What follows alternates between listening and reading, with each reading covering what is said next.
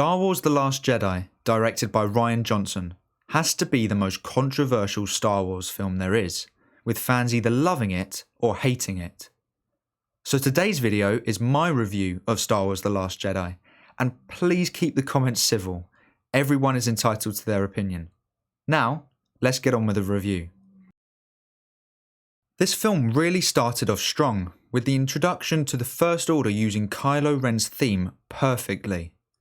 Poe's funny interaction with General Hux reintroduced us to the main characters in an entertaining way. My intrigue of Snoke from The Force Awakens was built on and answered in this film. That doesn't mean I was satisfied with his story though. I was hoping we would see more of his powers and not to see him being killed off so easily by Kylo Ren.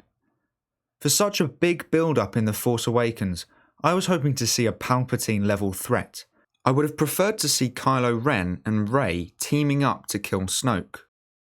Speaking of Kylo Ren, I thought his story continued flawlessly from The Force Awakens.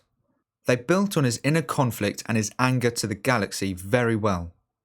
His connection to Rey was interesting, and to see Snoke manipulate the both of them by using their weaknesses against them was a clever touch. The idea of Rey coming from nothing and being a nobody is something I really liked. Seeing a hero not being attached to anyone was refreshing, having no legacy to follow, nobody to live up to, no pressure in living up to a family's name. It's something Ben Solo had, and so to see Rey being in the polar opposite situation has a nice effect on the story. Luke Skywalker's story in this film was surprising. I didn't expect it to go that way, and I'm not sure how I feel about it. I like the fact that Rian Johnson was trying to create a refreshing new story. However, I don't know if Luke Skywalker was the right character to do that with. The fact that he is such an iconic character to people all around the world, with people looking up to him for hope, and for Rian Johnson to turn him into a hermit who has given up on the Jedi, and people in general in fact, doesn't seem like to be a Luke Skywalker thing. We see Luke in Return of the Jedi not giving up on his father, Darth Vader, even when everyone in the galaxy had. But then to see Luke go into hiding because Ben destroyed the Jedi Temple and killed the other Padawans doesn't seem like something Luke would do. Maybe for a couple of months he may be on his own reflecting on what had happened, but to completely disappear doesn't seem like Luke Skywalker to me. If he does to you, then great, but personally, it doesn't fit his character. If they were to have a new character who was once a Jedi but had his Padawan betray him, which led to him going into hiding, and then giving up on the Jedi, then I would feel it would make more sense. But to have Luke Skywalker do that, someone who I think wouldn't give up on anyone until the end, doesn't feel right to me. I also don't think Luke for a second would think about killing Ben. He saw the darkness within Darth Vader, and he knew how many people he killed, and he still tried to save him. So why would he not do the same with Ben?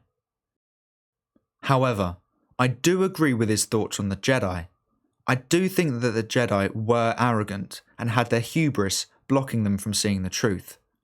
I don't think the Jedi needed to end, I just think they needed to evolve into something better. The casino side mission felt pointless to me in all honesty. I didn't feel engaged to the story and was honestly quite bored. But I did like the message that making money from war is evil. I didn't care or think about Phasma until she appeared on screen, and even then, I wasn't invested in the scene. What I was on the edge of my seat for was the throne room fight scene, where Rey and Ben had to team up against Snoke's guards. It was intense and exciting, and I loved seeing Rey and Ben teaming up.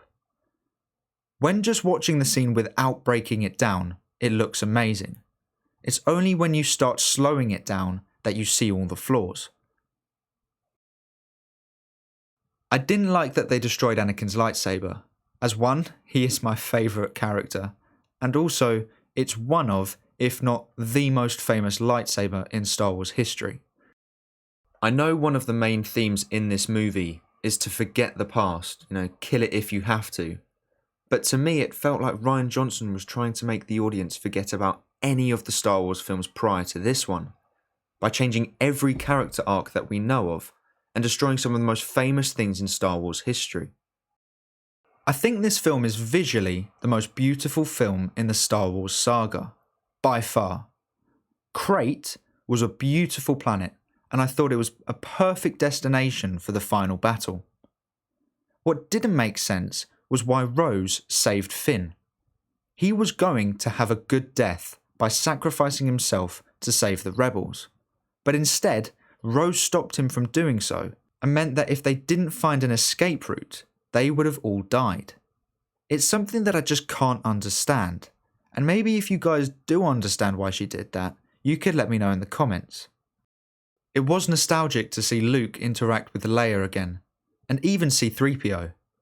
The music in that scene, when he is facing the whole First Order on his own, is one of my favourite pieces of music in the entire franchise. It felt like we finally saw Luke again, the Luke that we saw in Return of the Jedi.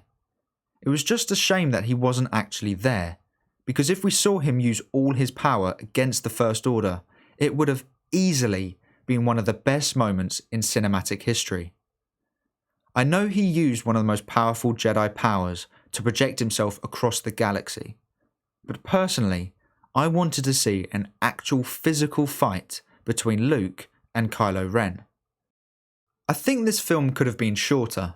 There were many scenes that I thought could have been cut out, such as the entire casino side mission. I think that could have made the film flow much better. I would give this film a 6 out of 10. If Rian Johnson did The Force Awakens too, I think that this would have been a better film. But because J.J. Abrams had the beginning of the trilogy, and then was handed to Rian Johnson, you have two conflicting stories that don't quite add up. What would you give Star Wars The Last Jedi out of 10? Let me know in the comments below. The next review will be the final film in the sequel trilogy, Star Wars Rise of Skywalker. If you have any franchise requests to talk about or review, let me know in the comments below. But that is all for today's review. Thank you so much for watching. Please make sure to like the video, as it really does help get my channel out there. And if you want to see more of my videos, make sure to subscribe too, and turn on post notifications so you never miss a video. I hope to see you here again soon, so until then, bye.